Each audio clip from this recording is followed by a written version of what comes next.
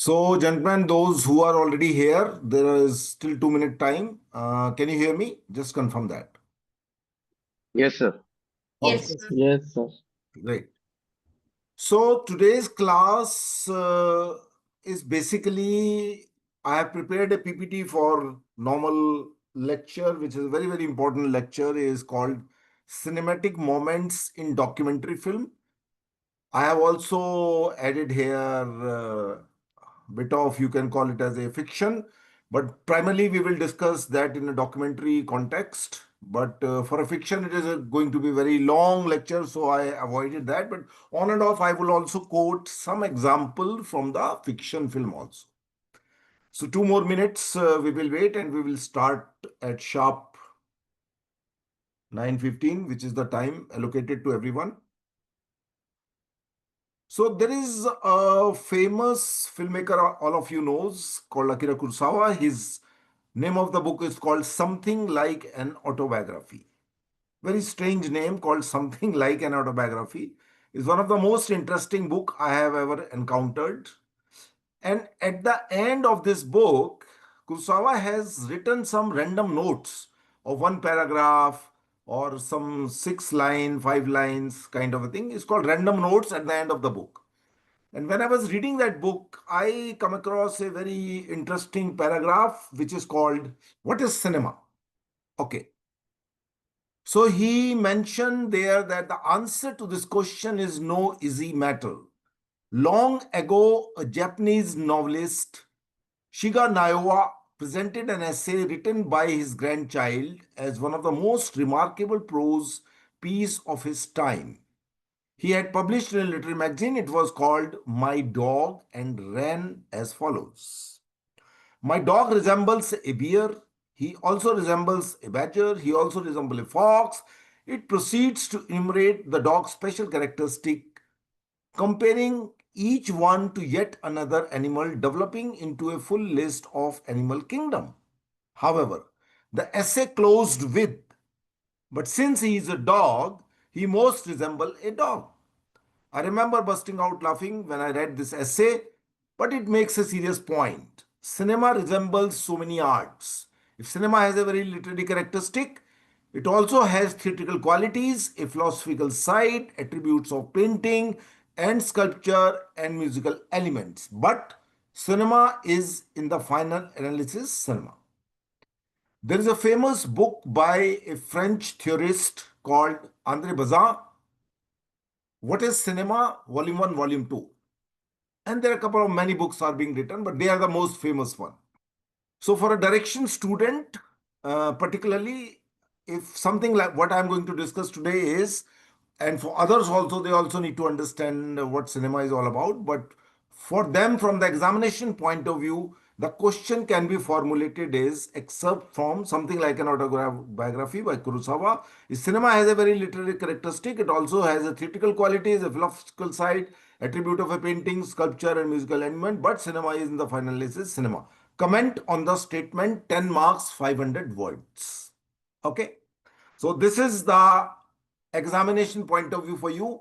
For cinematography student, or for that matter any other kind of a student, one has to understand cinema, and that is one of the reason why you have a common course of 1 year. For acting people it is 6 months, for rest of the people 3 year program people is a 1 year. For those who join 1 year program, the common course is little less. So screening is meant for everyone. You have to develop your taste for watching the films. Today I was contemplating whether I should show a film and discuss that film in context of cinema. But then I realized I should have been a bit more prepared for that because it's a long film and I do not wanted to show the entire film. Otherwise, it would not have been completed in 2 hours. So maybe at some other point, not immediately, but some other point, I will do a 2 hour lecture, not with you people, but some point in general for everybody's benefit.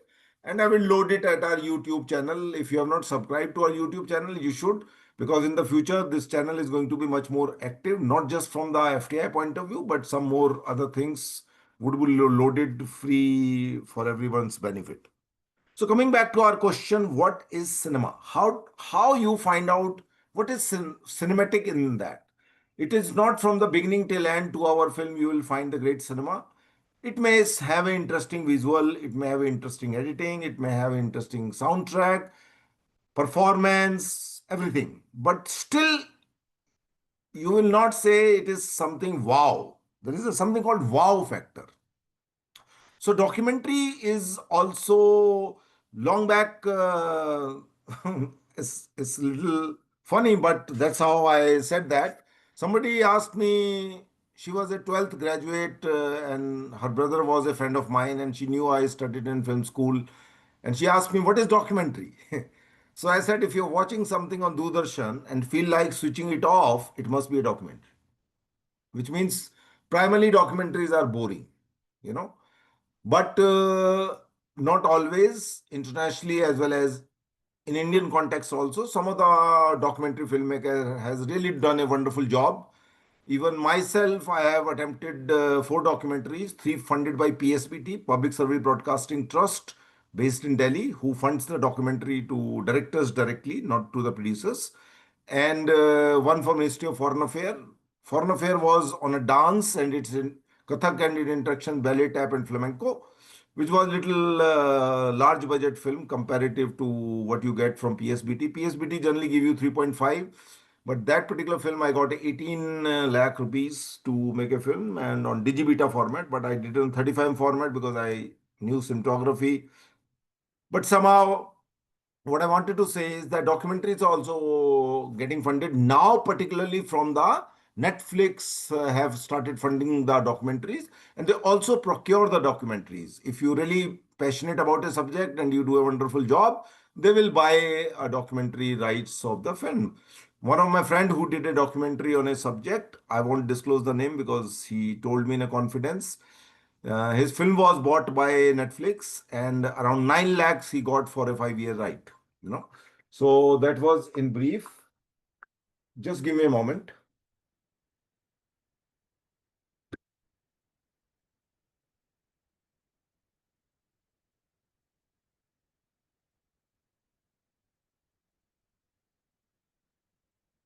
Just give me a moment.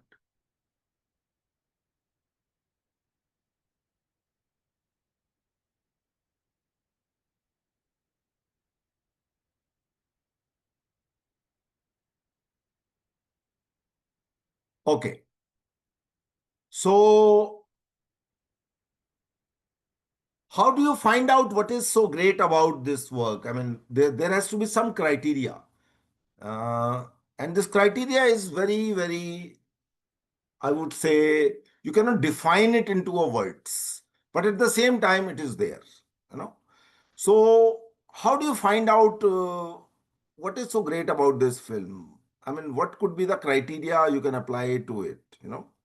So this criteria application is a very important thing, and somewhere or other, you have to find out what makes a film great film. What is the parameter to find out whether this film is a great film or not? So, from my own experience of watching the film for last more than 30 years, I would say, and I would have seen more than 2000 films, maybe more, some films couple of times, some film only once or twice. So, in particularly in context of a documentary, I normally figure it out that if I saw a film 5 years ago, what I will remember now after 5 years, what is there in that particular film which I remember after 5 years also? That's one of the criteria of my judgment, A, but this is not always the criteria. More you become mature, more later on, when you're young, you are not able to notice many things, but when you become more mature, you watch films for many, many years, I would say, your sensors to catch the things become more sharper. You are able to catch many things which you are not able to catch when you're young. For example, I'll give you an example. I always quote this example. When I was in a FTI, I watched a film called Knife in the Water by Roman Polanski. It's a wonderful film, one of the most talked about film of the Roman Polanski. And in the beginning of the film, there is a couple going. to a holiday or basically, and you just see the shadow of light coming and going, and without any cut, after the titles are over, you see the faces of these two people. That's it. When I saw it first time, I did not notice it. After 1 year, I saw it again. I still did not notice. You may say that I'm a fool. I was a fool at that time. But when I saw the same film after third year, I noticed that without cut, these shadows, which were very prominent earlier, have now become very dull, and you can see the faces. Then after a point, it cuts to inside. So it took me so much of time to catch this small point, which is cinematography, which is connected with the cinematography, how cinematographer would have done it. So I keep thinking, then I did not ask anyone. I took it as a challenge to resolve myself. And then finally I found the answer. I did not ask anyone because I took it as a challenge. I keep thinking, and it was a use of ND filter. Simple. How a ND filter can be used very effectively. So for many years, I was keep thinking that whether it was designed by the scriptwriter, or was it Roman Polanski who designed this idea and told his cinematographer, I want like this, or it was a cinematographer who thought of this idea and told the director that let's do it in this way. So I really do not know the correct answer, but whosoever would have thought, the execution lies with cinematographer, and obviously the noticing by someone like me. Many people watch it, and I ask them very often when I show this clipping in the beginning, what do you notice? And very often they say nothing actually. And they talk about something else rather than this point. So something which is subtle, something which is nuanced, something which is, I would say, you will not be able to notice immediately, but it is there. So it is there, but you are not able to notice. Why? Because you are not mature enough to catch that thing. As a public, if I would not have gone to film school, and if would have watched the film now, even after so many years, I would say I would still not notice it. Simply because I went to a film school, I went into a process called studying films. There's a famous book called How to Read a Film by James Monaco, and there's another book by James Monaco called French New Wave Cinema, and one is on the. There are two major famous books over there. So, how to read a film? What does it mean? Indirectly, how to find something which is cinematic, how to find something which is marvelous, something which is wow, amazing. So this wow thing, to figure it out, where is this wow thing? You have to develop the magnet of your mind, which means like a magnet has that power that if you rotate that magnet into something which has a small pieces of iron, it will just pick up the iron and leave the rest. So that magnetization of your mind to be able to catch what is cinema take years. It doesn't happen today. It will not happen tomorrow. It'll take years to develop this sharpness. Even now, for example, certain film, one of my favorite film, which I was thinking of discussing with you today, is called Cinema Paradiso, directed by Giuseppe G. Tornatore. I have seen that film more than 50 times. Over the period of 30 years, I have seen that film more than 50 times. And every time I watch very carefully, I notice something which I did not notice previously. This is the beauty of that film. So, what happens when you watch something again after a year? You are fresh. Though you know the story, you know most of the part, in particular case of Cinema Paradiso, but still there is something that director is so great that 30 years back he made that film. And every time when I watch it, I find something small which I did not notice previously. Okay.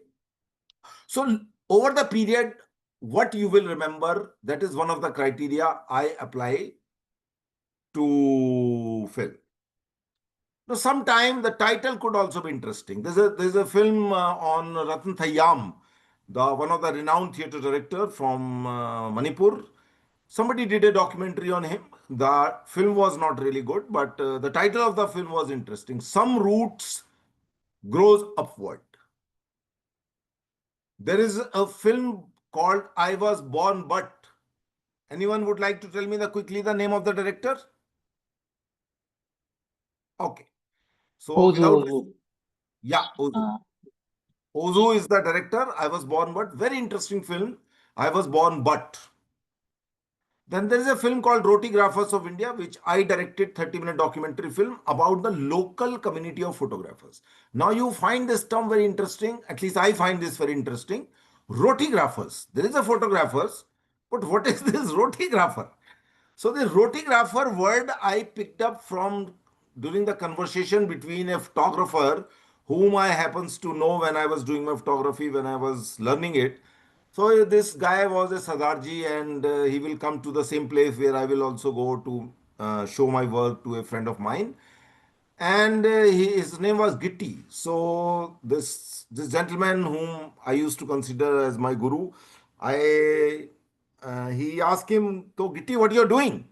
So Gitti Sadarji said, very interesting thing. He said, "ਅਸੀਂ ਤਾਂ rotography ਕਰਦੇ ਪਏ ਹਾਂ." Matlab, we are doing the rotography. So I thought that, what are you saying, rotography? So it's an interesting term I picked up from there. And what he meant was कि बस ऐसे ही छापने वाली photography कर रहे हैं, कुछ खास फोटोग्राफी में नहीं हो पा रहा है. So I picked up that idea from there, and many years later on, I coined this word into a title of the film called Rotigraphers of India. So in small town Mela, you go there, you see these photographers who cut out of the photographer. This film is posted somewhere on our YouTube channel. Those who are interested, they may watch it.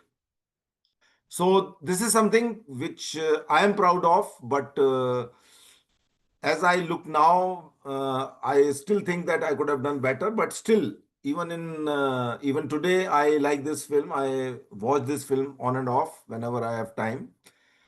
So there is something called form and style. Now these two words are little tricky to understand, and I will try to explain something to you guys. In cinema or in any art form, very often we loosely use this word called form, art form. So art forms, there are variety of art forms, there are variety of styles. Let's say Madhubani painting. For example, if I say Madhubani painting, Madhubani is a style. You look at a painting and you will immediately say it's a Madhubani painting, right? If you have ever looked at any Madhubani painting, you can quickly say this is Madhubani. For that matter, there are many other styles also in art. So in cinema, when we talk about cinema, for us, style anybody can develop. If you look at the Subhash Ghai's film, for example, he has a typical style. We call it a Bollywood style. Or for that matter, if you look at the Yash Chopra's film, he has a style called his own way of things. And if you look at the films of the Rajshri Productions, which is more about weddings and all that. So Suraj Badjatya has developed his own style, own kind of filmmaking. But when we say word form, to invent a form, it takes a lot of intelligence, it takes a lot of understanding, it takes a lot of reading, watching, developing a particular style is still very easy, but developing a form is difficult. You know, I quote an example of, because we are talking about documentary, I quote an example of Alain René Hiroshima Mon Amour. There's a film called Hiroshima Mon Amour, very famous film, and it's a black and white film, which is a documentary and fiction both together. So Alain René's film, I got interested in that film when we were student of cinema, and later on I discovered that guy, that he has made last year in Marine Bath and a couple of more films, and every film is a different. Every film which you watch by Alain René, the guy who directed this Hiroshima Mon Amour, is different. So to evolve a form is require a lot of guts and talent. Not everybody can evolve a form, but yes, style you can still develop.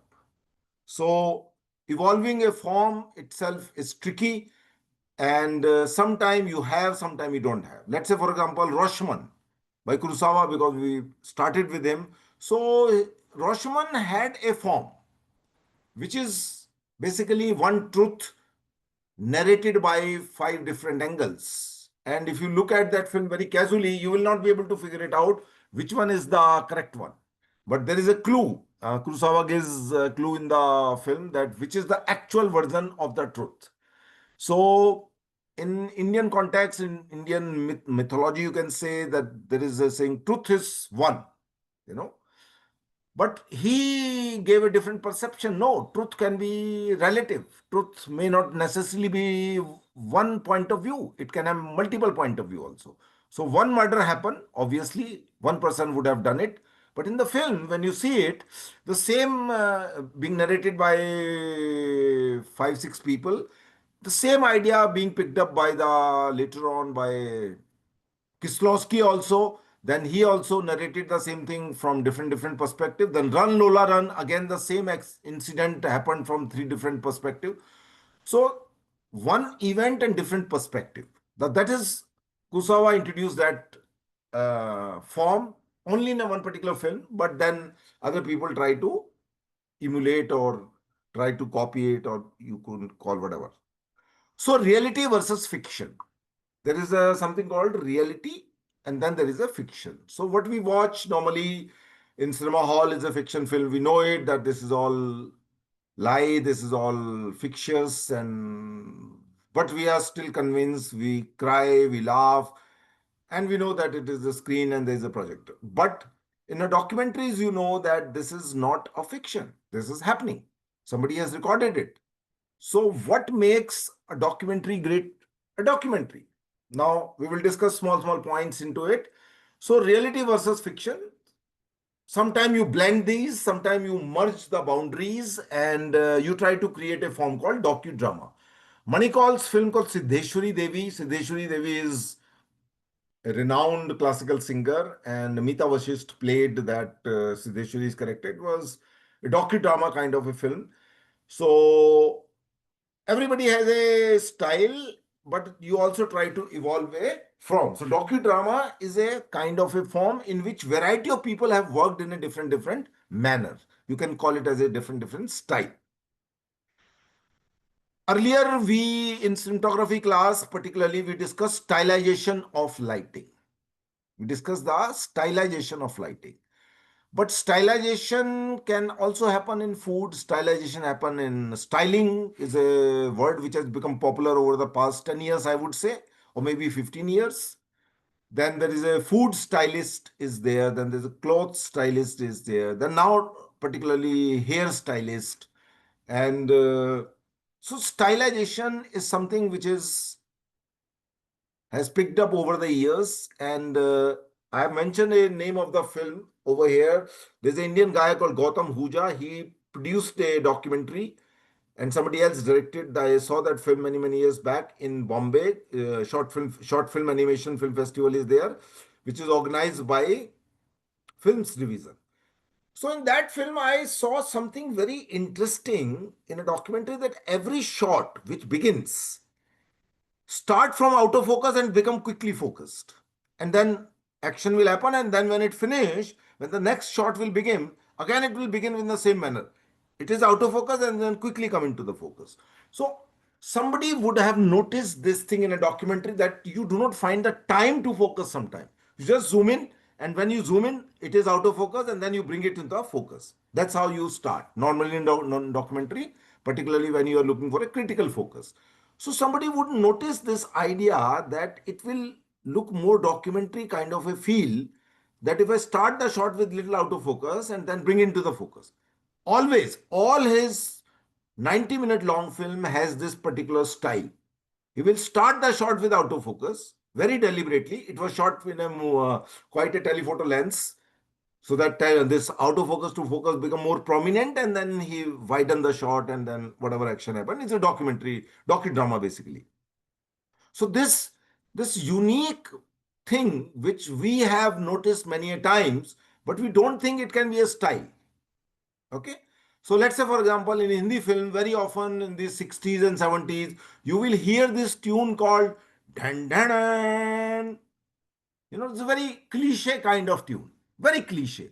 Thousands of times in those films, this kind of tune would come. I don't know how the people would never got bored with this thing. But then Vishal Bhardwaj picked up this tune, dan, dan, dan, and he created a song out of it. So something which is a cliche, and if you rework it, then it could be also a style or a kind of a form. So that particular song which I'm talking about, Dandanan. So something which is a routine, something which nobody is bothered about it, something which is being used thousands of times, somebody pays attention. And he used that tune as a typical tune for a song, which was a very popular song. So coming to the humor. Now, dialogues in a humor in a documentary is rare. Rare in the sense, generally documentaries are boring. I'm repeating again and again this thing. And when you find something very interesting, so what makes a documentary interesting? I observed over the years that if there is something called humor in a documentary, then it add value to the film. So this always, whenever I try to make these three films, always try to figure it out if I can find some humor in these three documentary film, and I can include that. So I always look for that, how I can have that humor thing. So when you will watch these rotographer film, you will find various humorous moment in the film, which gives a lot of interest to people to watch the film. So if you could bring in the humor in a documentary, it really adds to it. Not just the documentary, but in also in a fiction. So having a humor, now this humor thing are can be broadly divided into various categories. One is called Fuhad kind of humor. Fuhad in the sense which is Govinda type of humor. Not everybody would laugh, particularly if your taste is very refined. You may not laugh at or those silly jokes. And if there's houseful one, two, three, four, all these kind of humorous film. But would you call that as a cinema? No. But if you look at the film called Jane Bhi Do Yaro by Kundan Shah, late Kundan Shah, a very, very well-read man. I had a chance to, when we were the student in FTI, he came to do a workshop with Farah Khan. Farah Khan was nobody at that time. She just started her career. And that's how I met. And later on, many, many years back, I also met him at his place along with someone else. And as a director, I was shocked to understand his depth about the economics of Indian country and political, and so many things he knew about those 2 hours which he talked about. And I realized that this man who made a humorous film, and of course in those times there was also serial called I've forgotten the name of the serial. It was a very popular serial in those days. I'm talking about 30 years back. So humor is something, if it is refined humor, then if you notice let's say for example, the dialogue writing of Gulzar, for example, if you notice that Gulzar has a very strange kind of sense of humor. Not everybody would laugh. But if you like his sense of humor, then you like it. It's a very, very refined sense of humor he has. Not everybody has it. So I would call it as a Gulzarian style of humor, which which is there, but it will not appeal to everyone. You know. So these are the things which one can think of, particularly for a documentary case. Like for a documentary on this photography thing, this guy has written some 5 commandments कि बत्ती भाग जाने पर photo नहीं मिलेगा, something like that. So I found those commandments very funny, that what this guy has written on his shop. you know but he do not wanted to have a fight with anyone, so he has written down as his commandment over there, and very with capital words and all that, so you notice that. So we use that also as a part of the documentary. So humor in visual thing, something uh, which is in a which is there in a silently. It is not spoken, but it is there. It could be in any kind of a visual. So noticing that it has a humor over there. So those kind of thing you can include in your film. Now coming to the visual design. Now, visual design is a little sound very heavy duty word, but that's the way it is. It is a heavy duty word. And how to design a visual design. Immediately, I could think of Wes Anderson's film. If you look at his films, particularly the recent films, uh, you always see that this is Wes Anderson's film. You know, so he has very prominent colors, very bright colors. He designed the film in such a manner that it looked like his thumb impression is there. But many years back, I saw a small film. It was about a junk food made by someone, where a lot of it was shot inside the studio, but he designed that film in such a manner that you feel that it has a design. But sometimes people don't like it because it stands out of its own. Now, when I was shooting that film about these band baja walas, there's another film which I did is called All Time Blues. It's about a band baja walas, which you very often see on the street. And then at one given point earlier, it was a simple gas light kind of thing people used to carry. Then the gas light was replaced by the tube lights in a small town areas, and then small these tube lights got replaced by this very decorated, very I would say elaborate kind of these LED lights which will blink over there, bulbs kind of a thing. So when this Bharat would happen, the groom will sit over there and this light will blink on the around him. So I found that very interesting. So I made that as a little out of focus, and then I shot that almost for 20 minutes of variety of compositions. So this abstract dancing of light cutting on the beat. Later on, when I shot that part and when I was editing, I thought that how I am going to use it. So when I begin particular song in that Bharat, I use that abstract kind of dancing of those lights to cut on the beat. So these kind of small thing you can include in your thing. Camera movement is also a very important thing, which is very elaborate, but I will not include here right now. I'll just mention the camera movement. Could be sometime very interesting. Blur, as I said, that blur is also one of the important aspect of visual design, how you can use the blur kind of a thing. Very often you see in the fight sequences and other sequences, people use the blur. Angle and all that is very common. Okay. Use of other medium like animation, etc. into documentary. There's a film called it's not boiling actually, it's a bowling for Columbine. It's a cricket a team from Australia comes also. Spelling is also wrong there. So from a team from Australia comes over here to India, and then they travel all over the country. And in that film, there are small 1 minute animations are there in between.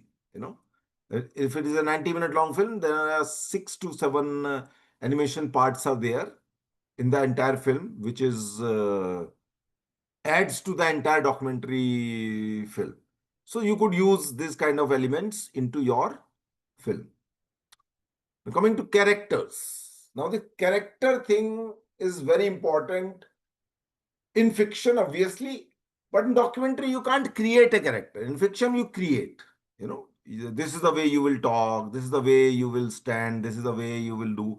In Indian film you will find variety of characters. Variety of characters. Sometimes you get inspiration from your daily life. Sometimes you design them. Sometimes you think about it, they don't exist, but you think that it should be like this only. But in documentary, how can you create a character? Because the way I am speaking, I speak like that. But if somebody else has a different way of speaking, he speak like that. So how to find a character is quite a job. So what happens is sometimes you shoot. Documentaries are difficult to script. A, and since I've done these 3 films for PSBT and being myself is a cinematographer, so what I'll do is once my subject get approved, I start shooting. And then I compile that footage and then I edit and then I figure it out what the script is going to be like that. So my script of the documentary, which I submit, and the film, they more or less match because I work in a reverse way. But if it is a long film which is going to be shot over the period of many, many years, then it's not possible. Since it is a limited time of 2 months or something, I could do it. Now, to character is something which you have to find. Let's say, for example, in that Band Baja Wala film, there is a one particular bandmaster. It took me some time. For 2 days, I keep shooting various people, interviewed them. I did not find someone who could talk something interesting. Now, this guy has some strange way of using the English words without knowing exactly what exactly its meaning is. So he will use a word, let's say, for example, same to you. He will use a word same to you instead of saying the tune is same as the original one. So he says same to you without knowing it. So inappropriate use of the vocabulary. You will not be able to understand what I'm talking about right now till you see that film. The way that person uses the English words in his interview is quite funny. So I found that to include, and I thought this is the guy who will make my film. Before that, 2 days of what I shot had no meaning. Then there is something called body language. Now, this body language is very important for fiction as well as for documentary. How people sit, how people talk, how people uses their hands. So all that is could be a part of your layering. As yesterday, I remember with the direction class. Talking about how the watercolor you put the layer one, then you make it more put another layer of the color, then you put another layer of the color. So these are the element which adds layer to your film, you know. Now there is a film by a gentleman graduate from FTI. Not many films he has made, but he did a film called Mother Teresa. And in that Mother Teresa, very rarely I see it was there's a festival in Germany called Input, INPUT.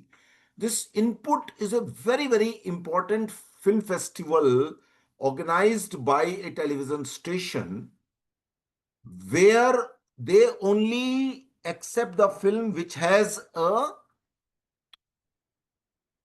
form. It should not be just an ordinary documentary. It has to have its own form. So that film was selected into the Input. Very rarely from India, I never knew any film from India has been selected in the Input. So that film from Calcutta was selected in the Input, and it's about Mother Teresa basically. But it's not a pro Mother Teresa. It is an anti Mother Teresa film. But you must watch that film if you find some time. I will also try to figure it out the name of that film. But it's a very interesting film on Mother Teresa, a docudrama kind of a thing. So that was a part of the Input Film Festival. So interesting, spontaneous moment. Interesting, spontaneous moment. Spontaneous means you cannot expect them. They happens. And if you're lucky, it happens. If you're not lucky, they will not happen. So in documentary, luck plays a lot of important role. That is my particular feeling. Something which you cannot organize, but it happens. Let's say, for example, in that there is a one character who sings a song, a very patriotic kind of a song, and he runs. And when he runs, uh, his dhoti, that Gandhiji kind of a dhoti, will start opening up, and he's running, and he don't realize that it has opened up. So when it happens, it look very funny on the in the footage that he do not realize and how his dhoti is opening up because it's a male, so it become more funny, and you see the underwear over there. So something which you cannot organize, but it happens, you know, and it cannot be staged. There is something which you can stage in a documentary also. In a documentary, in docudrama particularly, you stage many things. Let's say, for example, there is Malegaon Ke Sholay. There was a film, this Rima Kadgi's film was a fictionalized version of that. It is not that great, but the original documentary called Malegaon Ke Sholay was the first film which I saw. Malegaon is a place where people make documentaries on the VHS. And they make a parody of Sholay, they make parody of some Bollywood film, and how they use these local technique to do that film. So there's a one character who act in most of these films. So the guy who took the interview, he says कि at one given point of a time he asked him कि अब तो तुम popular हो गए हो, तो मतलब क्या फर्क हो गया है फिल्मों में जो काम करते हो लोकल फिल्मों में, और पहले जो फिल्मों में काम नहीं करते थे तुम, और अपना जो भी काम जो डेली रूटीन वाला एक्टिविटी रहता था तुम्हारा, क्या फर्क आ गया उसमें? तो ही सेज के अब जो है रिश्ते बहुत आने लग गए हैं मुझे शादियों के, while actually he was already married, and the director made him said that, which I did not notice till I talked to the director of the documentary later on, because the same year I also did a film for the PSBT. It was a PSBT film, Malegaon Ke Shole. If you happens to find it on the net, I'm not sure whether it's there or not. It should be. So something which is which you think will create a humor, or if you ask the character to say something like that, it might add a value to the film. So you could organize those parts in the filmmaking. Fiction is always that, but in documentary also you can do that. You should be very alert to notice something is happening around or not. So when I was doing this documentary on the Band Bajawalas, I saw a little boy dancing on the parapet. He was just dancing irrespective of the fact whether somebody is looking at him or not. So quickly we moved the camera, pan the camera on him, and we shot part of some 30 seconds or something like that. So anything which is happening, which is interesting and which you quickly notice and try to capture that, you can include that part also. Now, there is something called imaginative sequence. It's a very, very important thing for me, particularly. Now, what can be imaginative? In a documentary, how you can use the imagination in a documentary is quite something which is difficult, at least to me.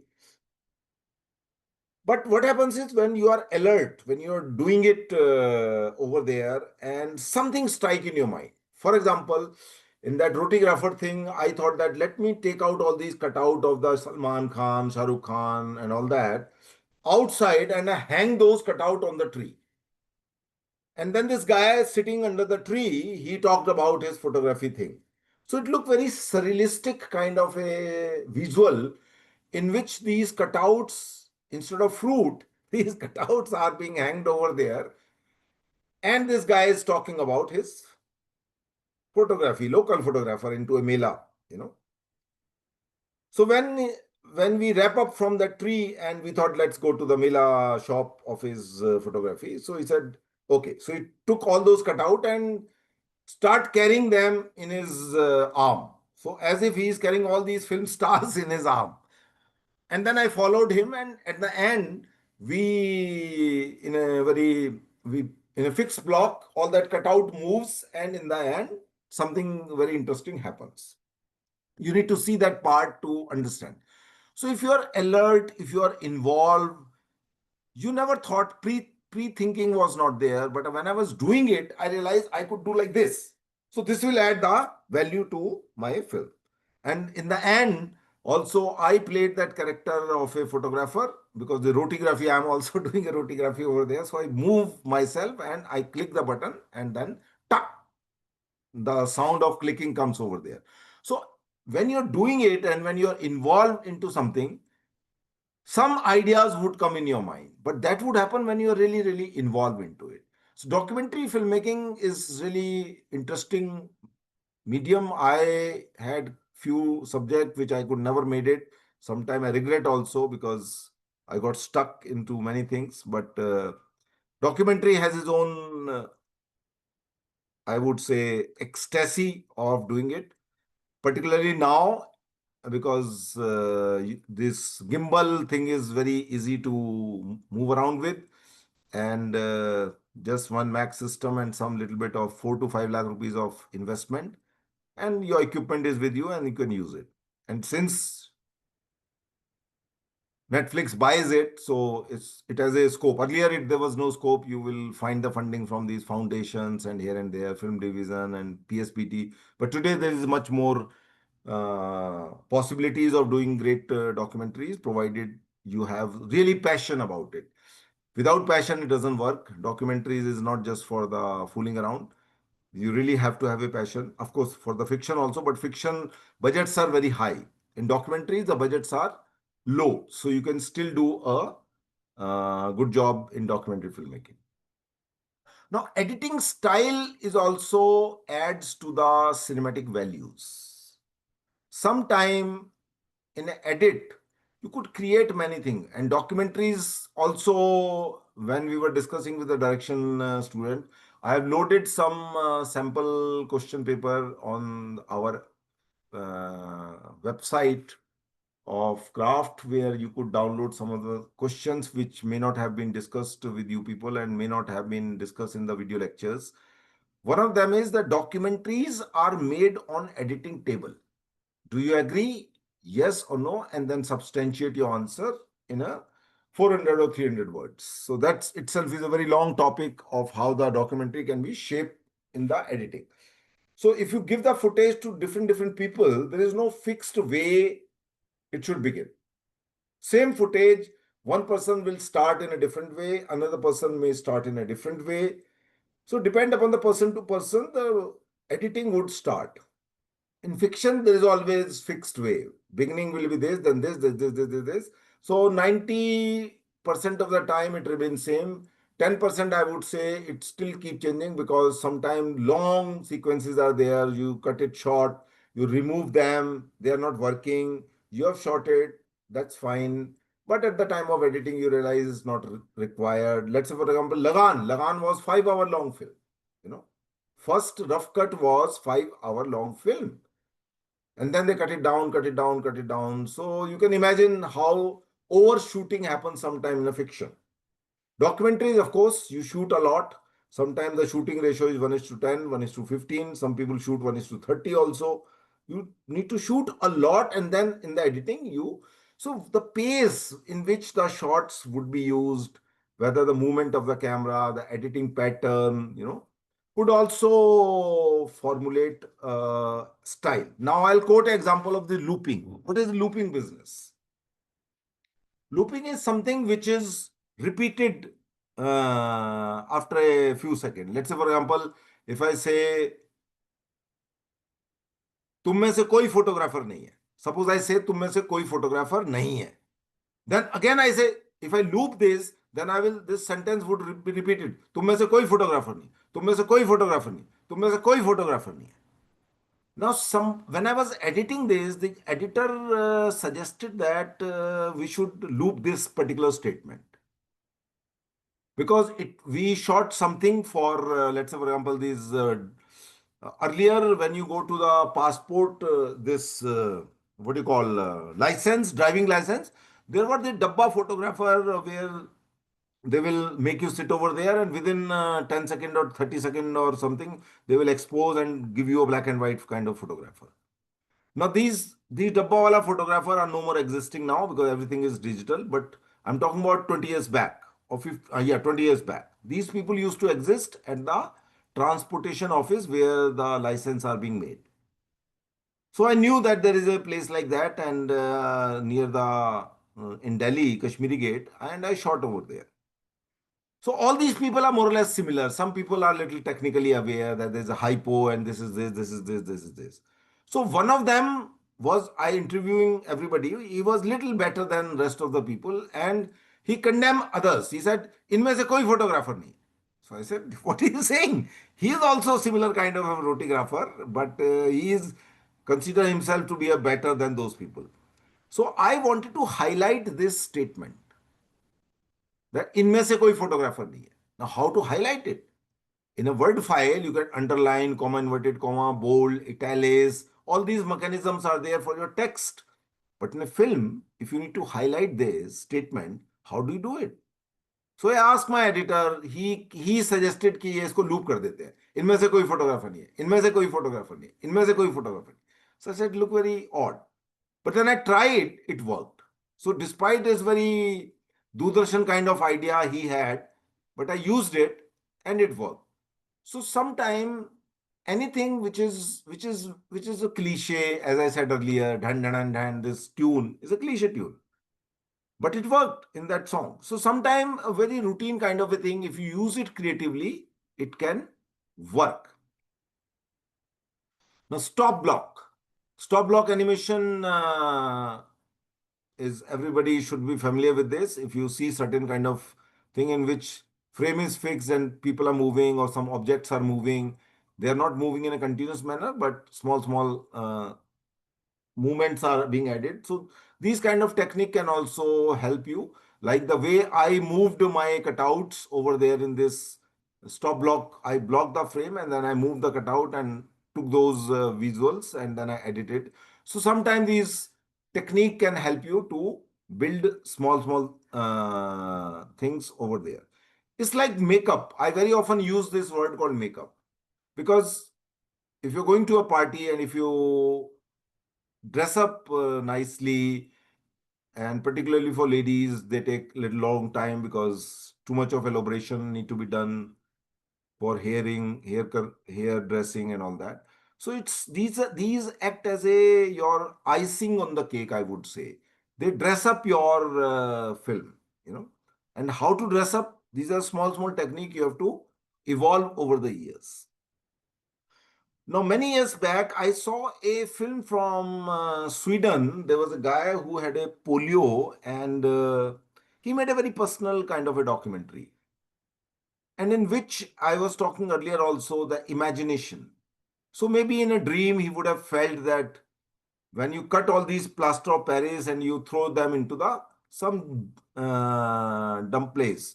So there was a kind of a well in which they would throw it from the top, and it was small hole over there. So he went inside into it and then dropped from there. It looked very surrealistic kind of thing, though it was real. So anything which you think can add some value, maybe it is a short is for 5 seconds, 10 seconds, sometime 20 seconds. So you can still use them and it gives another layer to your film. So these small things would give the value to your personal films or maybe otherwise also. Now, dream versus reality. Now, this has been a very long topic to be used in the cinema. Bergman used it very often. Tarkovsky is well known for this. Then today I was compiling some question for you people that one of the famous filmmaker who passed away last year. They become more important now because some question can be formulated. So some people have used a certain movement which happened in the literature. For example, there is a particular style of writing which evolved with the Gabriel Garcia Marquez, and that later on that style was also used into the cinema. So, how a movement into literature or theater or somewhere else can be used into cinema could also be an interesting, and particularly the dream versus reality. What is real? What is dream? Sometimes you are not able to figure it out. Now, here I would like to quote, particularly for cinematography student, please pay attention. This film I also mentioned you during the class when we were talking about the Sven Nykvist. The film called, which he directed in the Sweden, is the only one film Tarkovsky did in Sweden. And in that particular film, there are sequences which are dream, and there's a sequence which is a real. Now, how do you find out which sequence is dream and which is real? Sometimes you can easily make out because the structure of the shot is like that. But in that film, he very carefully used the idea of color coding. Color coding in the sense, whenever there is a skin tone of the character is little bluish, it is a dream. And if the skin tone of the character is pinkish, it is real. So the color tone tinge in a very subtle manner is the idea to give a clue to the viewers that this is dream sequence, this is the real. That is the only way you can find out. Otherwise, it becomes quite a difficult to find out what is real and what is dream. So, dream and real, how you distinguish, what are the elements you use, it's vary from person to person. Most of the films of Buñuel films, which are very surrealistic kind of films, There are dream within dream within dream within dream. There are four dreams going on simultaneously, and you are not able to find out which dream, who is into which dream. So everybody has their own style of working, but this dream versus reality is one way you could create some. Now, Christopher Nolan has also made his own style of filmmaking, which is little complicated. Sometimes somebody said it jokingly, to understand his one film, you have to watch eight films, means eight videos on the YouTube to understand his film, which is true also. But at the same time, he is commercially viable. Many artistic filmmaker are not commercially viable, but somehow he could manage to crack that art into commercial world. Not everybody could do it. So that's one thing which you can include. Even in documentary, you could do that, but it's little tricky. Now, dialogue versus no dialogue. This is very, very difficult to do it. In FTI, when we learn the dialogue writing in the first semester for everyone, scripting, a great script is considered when it is without dialogue. This is what FTI believes, and this is what many world filmmakers also believe, that if you could have minimum dialogue in your film, then it is a great. Chaplin is one of the greatest filmmaker. This is one of the reasons, beside the humor which he has, that there is no dialogue. So you surpass the barrier of language. So if you could have a scene where you could convey without dialogue, is great, but it's very difficult. Like even in India, there's a film called Pushpak, which is without dialogue, and commercially it was released in cinema hall. Kamal Hassan played the lead in that. So sometime in India also they try to enter into this difficult zone where you really have to use your brain to come out with it. Audio design. Now this is something which is really interesting. I have couple of interviews of sound recordists uh, where I always ask them about uh, sound design part. No, because what you design in the sound. There's a music, you understand. There's a background music, you understand. Then there's a dialogue, you understand. Background music is there. But what is sound design? When people say, I'm a sound designer, so what do you design in the sound? You know. So it is interesting. You should read those interviews. Vishwadeep Chatterjee is one, then Subhash Sahu is another one, then I have Belon Fonska is another one, then a couple of more, six, seven sound recordists I have interviewed for a cinematography art magazine. Now you might say cinematography has nothing to do with sound, but since it is my own magazine, so I took liberty of including them also. But they are interesting to read for everyone, particularly for direction student. Now this elliptical meaning, connotation, metaphor, symbolism. When I was a student, I was really fascinated with these words and how people have used them. But at a point, if I found that if these things are not being used meticulously, then they look very odd.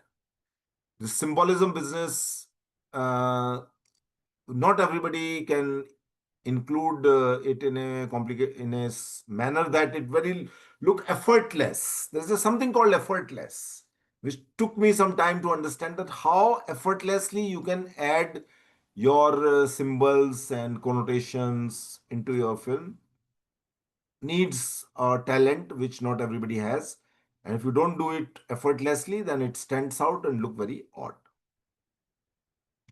Emotional moments in a film.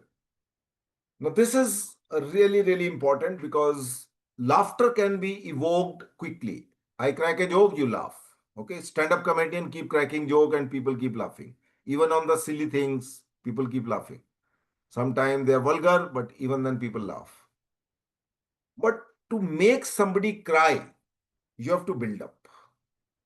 You have to build up. Slowly, slowly, you build up, and then at one given point of a time, person will burst into tears. To bring to that point where, whether it is interviewing someone in a documentary or in a fiction, you can manipulate as a good actor. If you're a good actor and if you have written a good script, both are important. Then you could come to a moment then when you will make your audience cry. Now, that's really, really important for me as a filmmaker. I read a novel called Aapka Banti, and I cried 3 times in the novel. And it's not when I was a kid. I'm talking about a couple of years back. And I thought that if this novel can make me cry 3 times, and if I make a film on it, and if I can bring two more situations when people would cry, I'm done. So anything where people would cry, people would not cry just like that. How do you think how many times you cry? Very rarely. Once in a year, maybe, or maybe once in a 5 year. So this is difficult. This crying is difficult, and these emotional moments are very, very important. Now I'm quoting one example of this thing. I always quote this. I saw this film many, many years back when I was young, but that scene was so powerful that I still remember. Dimple Kapadia came back with a film called Sagar with Kamal Hassan. And there's a particular scene over there in that film where Dimple always thought that he's a friend, but he thought she's romantically involved with him. So she goes to encounter him, or she goes to discuss with him that is it true, because she comes to know that he feels strongly for her.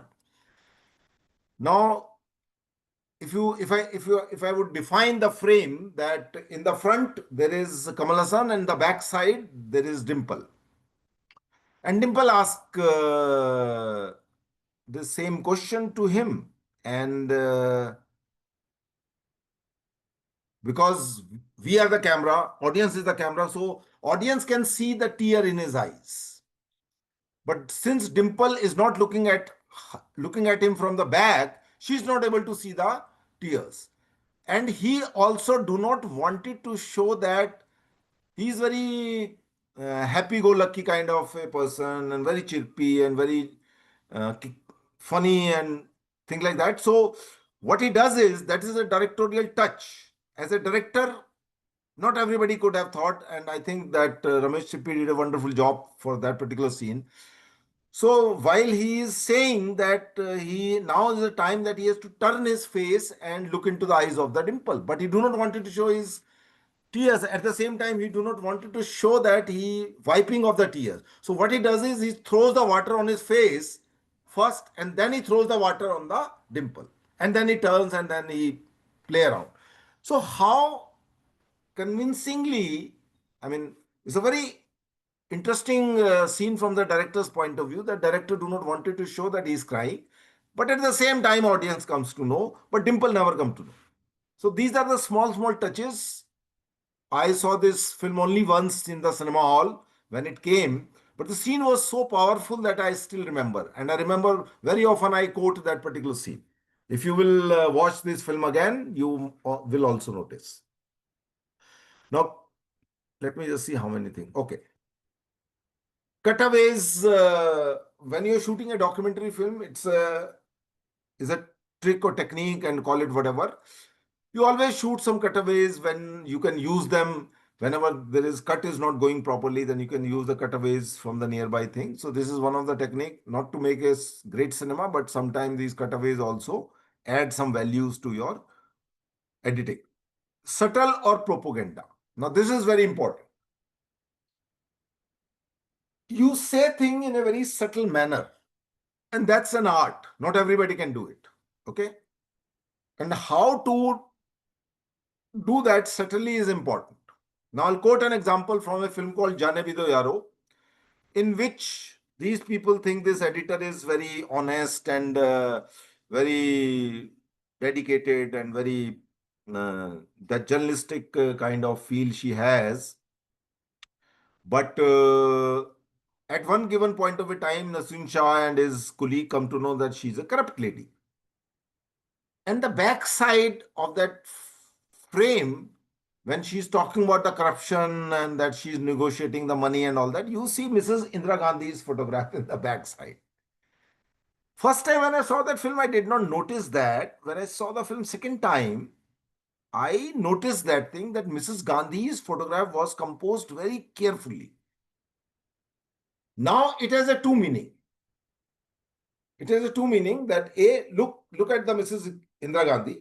She's very honest. And look at this lady. She is so corrupt. Now there's another meaning of the same thing. Look, she is as bad as Mrs. Gandhi. Both are similar kind. Now it has both the meaning. So I got confused. So I asked Kundan Shah at one point when he came to discuss that film in the FTI. I said, sir, this is something which is, I saw the film many years back, and when I went over there as a student, I asked him, he said, this is a beauty of the shot. That is up to you how you would like to interpret. Though he has a clue that look, she's also a corrupt woman. On the surface, she might look very genuine, but she's a corrupt woman. So that is what he wanted to say. Though I interpret it in a different way also, that it could be this also. Now, sometime audio could say something else, and video would say something else. It could be not in a sync. It could be opposite to each other. There are certain jokes which are very universal, and there are certain jokes which are Sardarji jokes. When we say Sardarji joke means it is a very community oriented jokes. Let's say, for example, if you would see the film called Newton, this Indian film. So one of the character asked the Sardarji, do you have a matchbox? Now this is a very Sardarji joke. In the sense that Sardar people don't smoke. So if you don't smoke, how you will have a matchbox? Okay. So we laughed as an Indian. But if a foreigner is watching it, he may not laugh it because he don't understand the Sardarji joke. It's a very subtle joke. The Sardarjis don't smoke. So he used that idea in a very subtle manner. He did not crack the joke, obviously, but he cracked the joke in a very subtle manner. Now, what is this poetic shot? I was, when people wrote about it during their description about the what is so great about the cinematography or stylization or the thing, they use these word very poetic and very flowery language they use. So, what exactly is this poetic shot? How a shot can be called poetic? Now, this is quite tricky to explain, but I have a very interesting example. Werner Herzog has a constant actor he has worked with, Klaus Kinski. Not that Klaus Kinski knows because of his daughter Natasha Kinski, but yes, he's the father of Natasha Kinski, who worked with Wim Wenders in few films. So in this film, he did it. Werner Herzog did a documentary called My Dear Enemy on the Klaus Kinski, with whom he has worked for many, many films, and very crazy actor and all that. And a particular time in the entire film, you see Klaus Kinski as a very violent actor. People will go crazy, people will not work with him, he will break the contract at any given point of a time, and very difficult actor to work with. But Werner Herzog worked with him for many, many years. So in the end, you see and he portrays that he's very environmentalist and he has a small diary in which he will write some small thing. Nobody can read that. So a lot of crazy things are there in that film. It's called My Dear Enemy. The name of the documentary is called My Dear Enemy. At the end of the film, somehow a cameraman or cinematographer who was shooting, a butterfly comes and sits on his head and then on shoulder and then on another shoulder and then again on the head. So there's a little long shot of that butterfly being captured brilliantly by this guy whosoever would have shot it. And in the end, you put that film when the film is about to close. So I was thinking that you can't make, and it is not a animation. Today, you can do animation shot, but in that time, it was not an animation. It is a real shot. So how a violent person is playing with a butterfly, you know, who's considered as very violent, very arrogant, and very this. So such kind of shot which you cannot plan. I mean, of course, you can think of also. And from there, I got the idea, and later I used that idea into some fiction film script, which is still not made. So sometimes you get inspired and you think that this is wow. I mean, how could he how first of all how a butterfly came and sat on his shoulder, and then cameraman was ready to shoot that kind of a thing, you know. So it just happened, it's just a coincidence, it happened and he managed to get the shot. So sometimes these kind of shots which are very difficult to get it, but can also be imagined, and imagination is something which is very very important for a filmmaker. So these kind of shot I call it as a poetic shots. Abstract. Now, this abstract shots are also very difficult to define, but let me explain. I did this documentary on these rotographers, and the rotographers are also photographers which are found at the Taj Mahal in those days and today also. And I saw people are holding their fingers together. You know, this is called false perspective, in which there is a position where you position these fingers, and in the photograph it looked like you have hold the Taj Mahal from the top. So when I saw these people doing it, I found it very funny. I found it very funny that these people are holding the. If you don't look at the background, just in the hands, it looked very abstract. So what I did is I shot those close up of those hands from different angles. Okay, and then slowly I revealed that they are doing this for this picture called false perspective, where they are seen holding the Taj Mahal from the top. So there are various sequences in that film, around five different sequences. So when I open the sequence of Taj Mahal, I start with this close up of these hands of the finger closed from three, four different type of people, young, old, lady, etc., etc. And in the background, I put the sound of a tourist guide who's speaking in Spanish. So it become more complicated that you see close up of these hands. So far, you don't know what this sequence is going to be, because this is going to be that sequence, and some six, seven different kind of hands from different. In the background, this guy is speaking in Spanish, so it become more complex. That what this exactly is all about. These people are not able to figure it out for 10 seconds what I am trying to say. So sometimes this abstraction of imagery will add a interest. I would say like that. So you have to watch it to understand what I'm saying, but I have tried to explain what exactly the meaning of abstract. So right now it is 10:26. Can we take a 10-minute break and come back?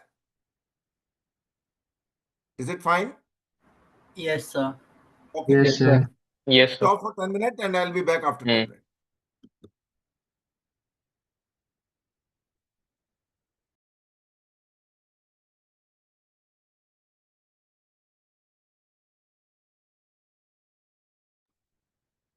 So, okay, I'm back now. We can continue.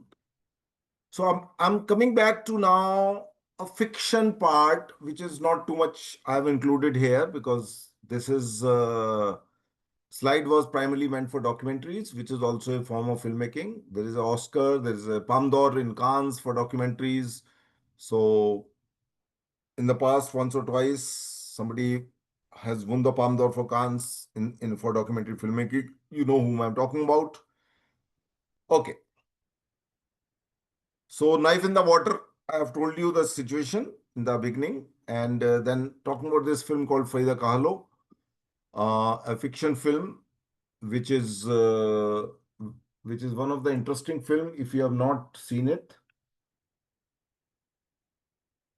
let me just tell you the name of the director, because there are a couple of films made by various people. The one which I am talking about.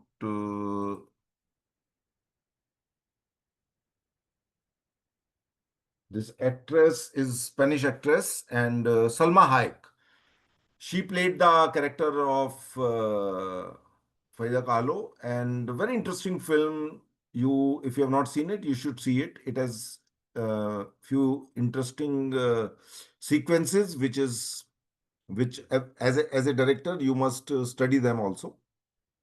Now there is a one particular sequence where I also mention it to the cinematography people, that how you can dynamize something. There is a term called dynamization of space and time. It sounds very complicated, but slowly, someday or other, you would understand what exactly it means, because you need to have a couple of examples to understand it. So there's a sequence when Salma is going along with this actor, French actor he is, and before that there is a particular. It's in the evening and not dark enough, but at the same time not day enough. So immediately you see the street bulb light comes. So Salma asked him that, did you organize it for me? So he said, yes, it costed me a lot. Though it happened by itself, but the way this dialogue is being created around a simple bulb coming into life by itself, not organized that way. So how a simple thing can add a few dialogues which makes you feel happening for the shot, particularly. I would say, have they straightway forward gone into the house and do the love making? Before that, this small sequence give a small kind of a punctuation to what is going to happen in the later on. Now, there is a film. Now, direction people need to pay attention and also need to be involved now. So far, it is a monologue, but this has to be a interactive session. You don't need to switch on your camera, but you need to interact. Now I'm telling you the situation. Adarshila is a film directed by Ashok Ahuja. Naseeruddin Shah played the lead character in that film. And it is about a struggle of a film student graduate from FTI Pune as a director, where Nasir played that character. Okay. And Ashok Ahuja is based in Delhi. I met him before I went to FTI to seek his advice. Somebody suggested me I should meet him. And this film, since I have already seen, so I was quite excited. Now, there is a situation in the film. Naseeruddin Shah takes the right from this guy called Devki Nandan Pandey. Devki Nandan Pandey was an announcer of the radio in 70s, late 70s, 8 o'clock. You hear his sound. अब आप देवकी नंदन पांडे से समाचार सुनिए. So Devki Nandan Pandey acted as a writer in this film, and Naseeruddin Shah as a young filmmaker who has taken the rights of the novel or short story of his film. And Nasir visit to this writer twice or something, and third time when he visits, he come to know that he has sold the rights to someone else, though he has given some 11 rupees or some 100 rupees as a token amount. Okay. So the dialogue is, now you have to come out with your imagination. What could be the dialogue? Okay, this is the exercise. So Naseeruddin Shah is about to leave and is so upset he don't even drink the water. He offers the water to him, he don't drink it as a protest. So when Nasir is about to leave, the Devki Nandan Pandey says ke शगुन के अपने 11 रुपए लेते जाओ. शगुन के अपने 11 रुपए लेते जाओ. Now there are two dialogues. One is by Nasir and another is by Devki Nandan Pandey. So if you are a dialogue writer, what you would write? You can come out with your suggestions. Direction students who are thinking of joining FTI Pune as a director, I have asked a very simple situation. This could be a situation for your interview, though the interview time will not come for everyone, but at least get ready.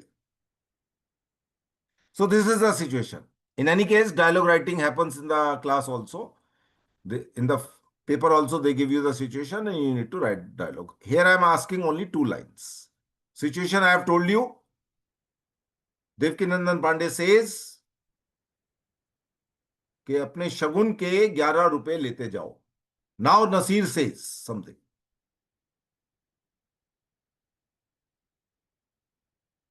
Are these 7 to 8 boys who are expected to be here? Are they here? Or everybody has gone to sleep, thinking that you're already in FTI and now you can sleep so easily. Sir, can you repeat the situation once? No, I will not repeat. You was not around. Sir, I just came by the break. So fine. You can have a break, long break. I will not repeat.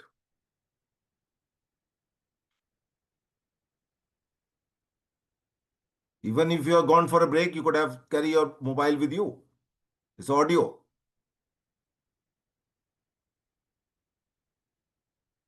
So it's going to be tough, my dear boys, because what you have been writing, you had enough time over there.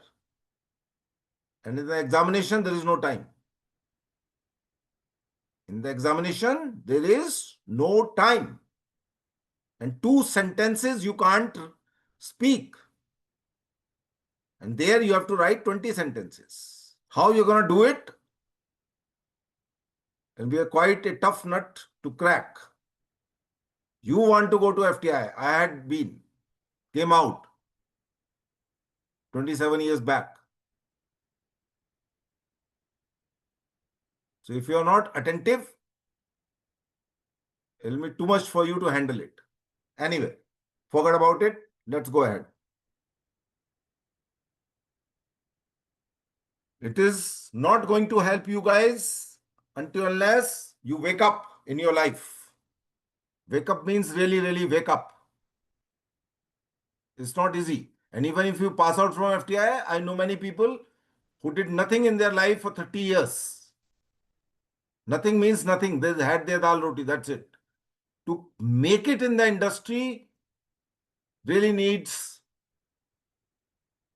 something which not everybody has. But anyway, right now you are at the first step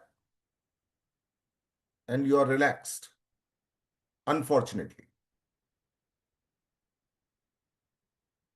So this is a famous sculpture called Disc Thrower. Very famous. Those who have some interest in their life about sculptures, they will immediately figure it out. So there's a film called, I have also told earlier, there's a film called,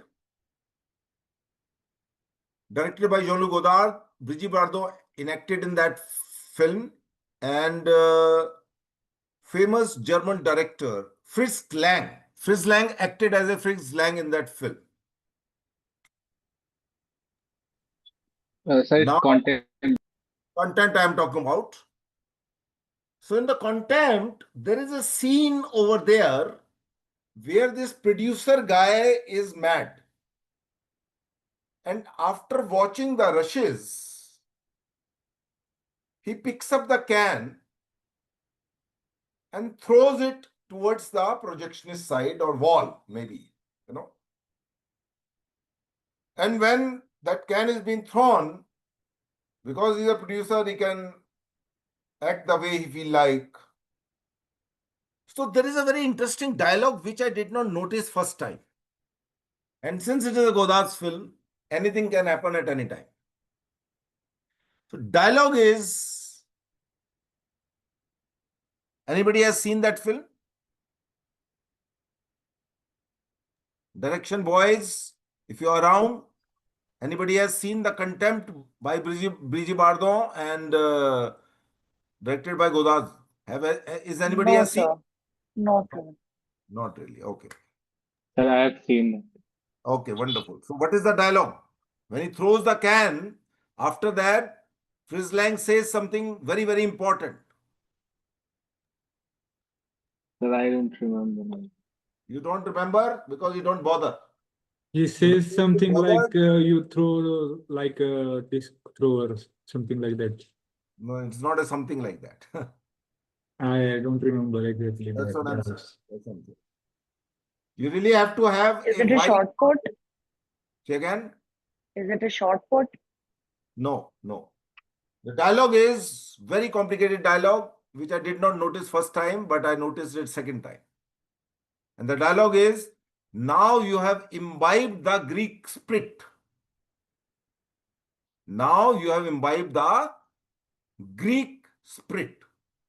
Why he says that at this particular point?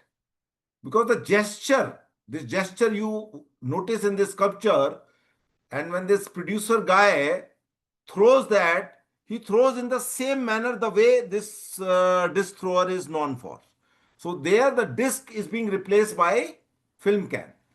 And the story of the film is Greek mythology. The film is Greek mythology over there. So he pick up the idea of the Greek mythology from there, and he combine the story theme, which is Greek mythology. He pick up the word Greek from there, and he uses this posture to combine together to formulate a dialogue through Fritz Lang, that now you have really imbibed the Greek spirit. It's a complicated dialogue. If you do not know about this statue or this sculpture, not statue but a sculpture, and you don't connect the mythology story of the film, you will not be able to understand why did the Fritz Lang says that dialogue in that particular film. It's the posture. So since it's the Godard's film, Godard is the most well-read man among the history of world cinema. Anything can happen in his film.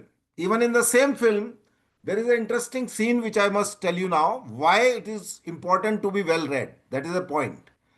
Now there is a situation in the film where this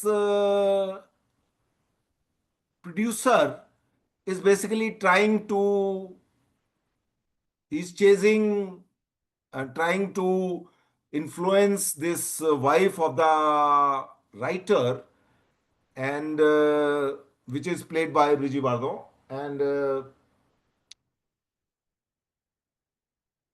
he is his and this writer is trying to influence some other secretary kind of a girl over there, you know.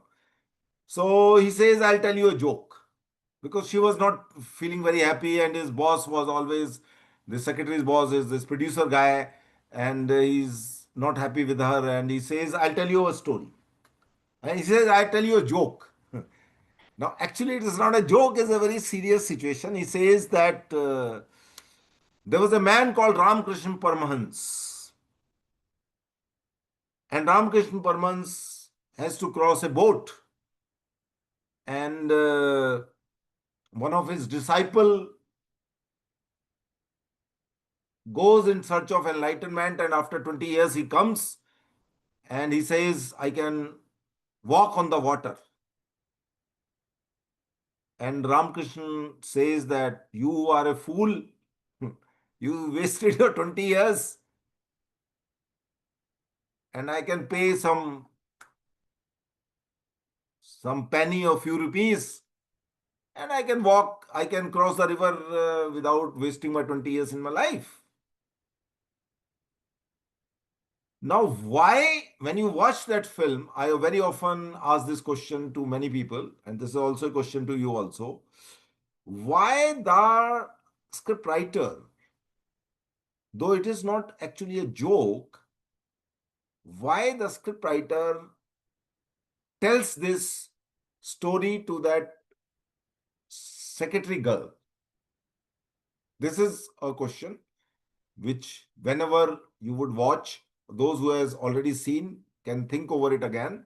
So what I'm saying is, a person like Godard also knows someone called Ramakrishna Paramahansa, and Ramakrishna Paramahansa is obviously one of the famous enlightened person in the history of West Bengal. Obviously, people knows him because of the Vivekananda. There are three people in the world history which are known because of their disciple. One is Ramakrishna Paramahansa, is known because of the Vivekananda. The second person is Carl Gustav Jung, who was a disciple of Sigmund Freud. And the third person is Gurdjieff. Many of you may not have heard this name, but someday you will hear it. And his disciple was a very well-known mathematician. And he has written a book called Third Titanium. So there are three people who knows because of people They are disciple who became very big. So I'm just quoting an example from Indian context, that how people in France also sometimes quote something like that.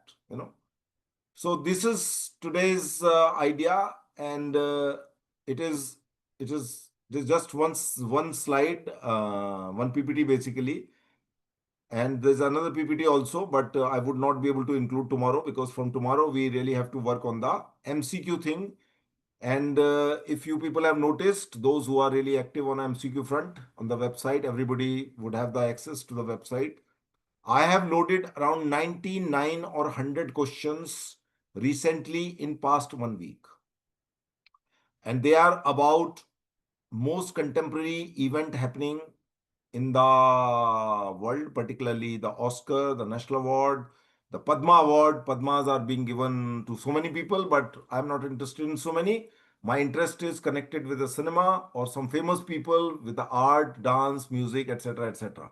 Not with some one who is not will never be asked. From the exam, everything is from examination point of view, not from the knowledge point of view, but from the examination point of view. So anything which is important from exam point of view is need to be known. World knowledge is too much. We cannot have each and everything known to us.